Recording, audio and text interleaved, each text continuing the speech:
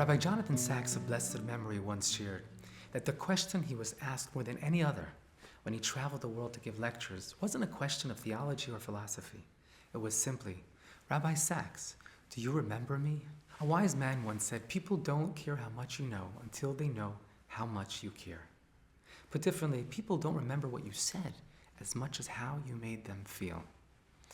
This truth touches a personal chord this Hanukkah, as is the first Hanukkah since my dear father of blessed memory passed away.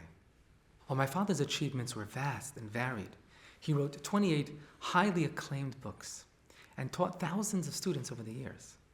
Overwhelmingly, the heartwarming reflections people shared with my family come down to the following. The deepest impressions my father made on those he encountered weren't made by his brilliance or wit, but through his gentle aura, his saintly visage, his humble persona, and his enveloping warmth and empowerment. You see, my father greeted and treated every person he met, regardless of age and background, with a deep respect that bordered on reverence, and with his trademark radiant smile and empowering kindness.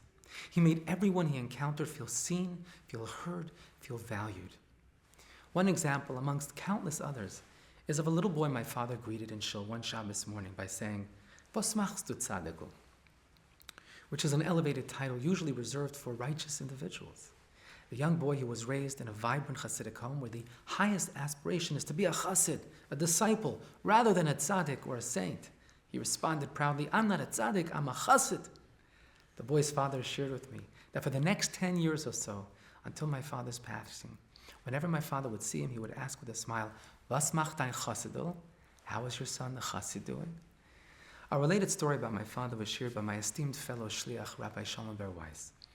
On my father's last visit to London, he approached Rabbi Weiss and he recounted glowingly that the day before, Rabbi Weiss's vivacious little daughter Mushka sat down next to him at an event. And when my father asked her whether she knew who he was, she responded matter-of-factly, "Du bist a Yid, you're a Jew." My father concluded emotionally, "Your daughter gave me the very best compliment I've ever received. When she looked at me, what did she see? She saw a Yid. She saw my Jewishness, my Yiddishkeit shining through." This was my father's way, turning every encounter into an opportunity to share a kind word and to shine a light on the positive attributes of others and their loved ones.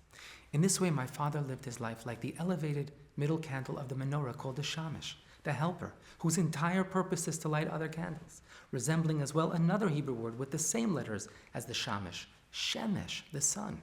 For like the sun, my father's enveloping warmth brought light, brought safety, connection, and healing to those who were lucky enough to enter his orbit. So as we hold the shamash in our hands tonight, let's emulate the life and legacy of my dear father of righteous memory, and think of ways we too can become agents of kindness and goodwill, spreading light, spreading warmth and validation around us, and making every effort to amplify the light in everyone we encounter. Chanukah Sameach.